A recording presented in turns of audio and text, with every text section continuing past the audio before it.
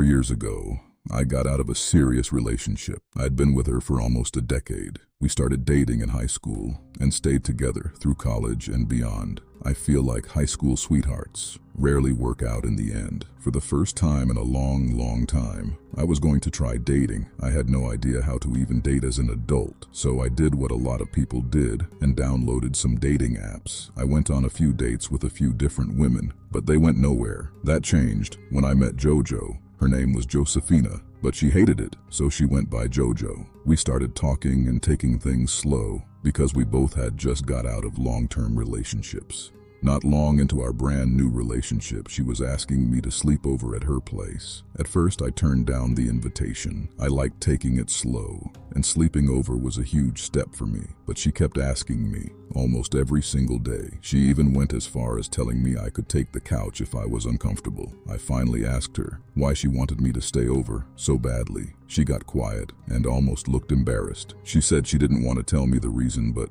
it would mean the world if I stayed. I told her I would stay only if she told me why, and I promised her I wouldn't judge her, a promise that I was about to break in about 2 minutes. She went on to tell me that for the last few weeks, she hasn't been able to sleep. She would wake up in the middle of the night and swear she could see someone standing in the corner of her bedroom. She originally thought it was just shadows. Darkness has a way of playing tricks on your eyes. But when she would wake up in the morning, that corner was completely empty, and nothing around the room looked like it could make a person-shaped shadow.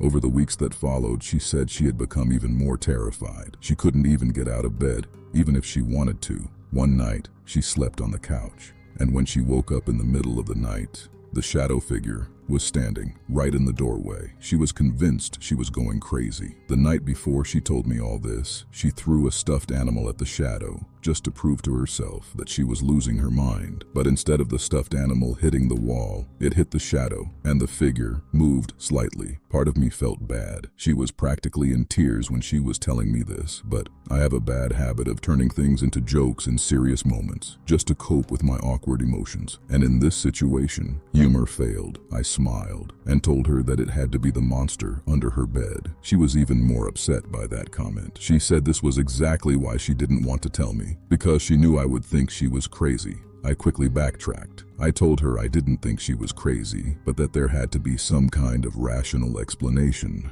Maybe it was some type of sleep paralysis. I remember hearing stories of people seeing shadow entities, but she was convinced it wasn't that. I told her, try sleeping with the light on. If the light is super bright, then no shadow monsters can form. She looked at me and said that she tried that, and instead of seeing a shadow in the corner of her room, the closet door cracked open on its own, and the shadow was inside the closet. I hate to say this and sound like an insensitive jerk, but I was starting to think JoJo was a little crazy. In my opinion, there is always an explanation for the unexplainable. To do some damage control for my stupid joke, I agreed to stay over that night. It was about 8 p.m. and she was already falling asleep on the couch during the movie. She was absolutely exhausted. I had a fleeting thought. Maybe she's just hallucinating from a lack of sleep. I decided not to wake her. She was dead asleep, fully extended on the couch, and I was sitting upright next to her, playing with her hair. A few hours passed, and I finally started getting tired. I turned the TV off. Eventually,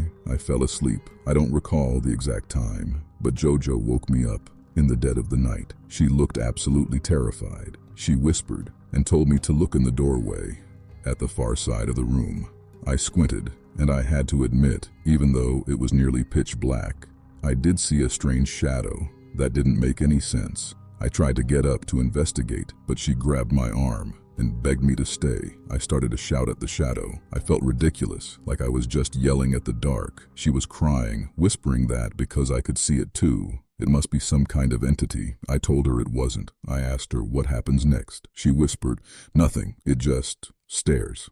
I was being ignorant at the time. This all just seemed so ridiculous. If whatever this thing is was real, and it doesn't move or attack, then who cares? I decided to grab one of the throw pillows on the couch next to me and throw it at the doorway. My logic was simple. If it's just a shadow, the pillow will go right through it. Just as I was about to throw it, JoJo stopped me. She reminded me that she already threw something, and it moved. She didn't want it to move again, but I needed to see it for myself. I grabbed the pillow and threw it as hard as I could at the doorway, expecting it to sail right through the empty space. Instead, I heard a heavy thud. I watched the pillow hit something solid and fall to the ground, and then whatever shadow was in the doorway slowly disappeared into the room behind it. I sat up. For the first time, I was on high alert. My heart was pounding. I could not explain what that was. Jojo was hysterical on the couch, crying and screaming. Even though she tried to hold me down, I broke free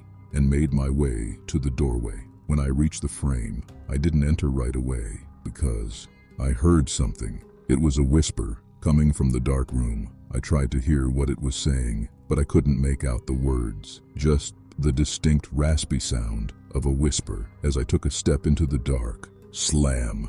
The door closed right on my face, knocking me backward. Behind me, Jojo screamed. I scrambled to my feet and lunged for the doorknob. It was locked. From the other side of the door, I could hear the sound of things being thrown, moving, and breaking. It sounded like a whirlwind was set loose inside. And then, total silence. I left the door, ran to my bag, and grabbed my keys. I had a small lock-picking tool on my keychain. With shaking hands, I successfully picked the lock and pushed the door open. I flipped the light switch. The room was a complete disaster. Jojo used this room as her home office. It had a desk, a computer, a bookcase. Now, the furniture, the books, the paperwork were thrown everywhere. It looked like a tornado had hit the room, but there were two things I noticed right away. First, the window in the room was wide open, and there was no screen. And second, there was no shadowy figure anywhere to be seen. I came out and told Jojo everything was okay, but the room was a mess. I wanted to call the police, but she insisted they wouldn't be able to do anything against a paranormal entity.